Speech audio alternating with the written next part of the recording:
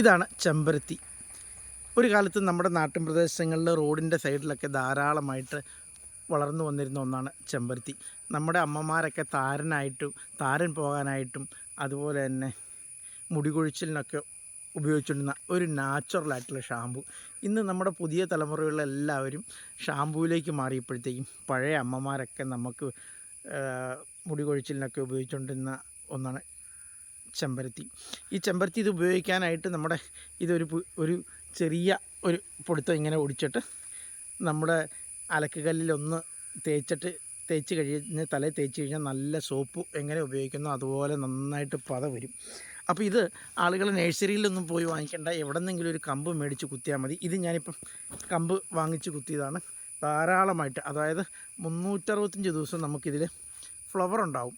അതുപോലെ ഇതിൻ്റെ ഫ്ലവർ കാണാൻ നല്ല മനോഹരമാണ്. ഇത് ചുറ്റും ഇതിൻ്റെ ഫ്ലവർ ഇങ്ങനെ മഴക്കാലം, ഇപ്പം നല്ല മഴയാണല്ലോ, ജൂലൈ ആയി. മറ്റ് ചെടികളിലെല്ലാം പൂക്കൾ ഈ മഴക്കാലത്തുണ്ടാവില്ല, പക്ഷേ നമ്മുടെ വീടിൻ്റെ മുൻവശത്തൊക്കെ നമുക്ക് മനോഹരമായിട്ട് പൂക്കൾ ഉണ്ടാകുന്ന ഒന്നാണ് ചെമ്പരത്തി. അതുപോലെ നമുക്ക് നാച്ചുറലായിട്ടുള്ള ഒരു താളിയായിട്ട് നമുക്കിത് ഉപയോഗിക്കാവുന്നതാണ്.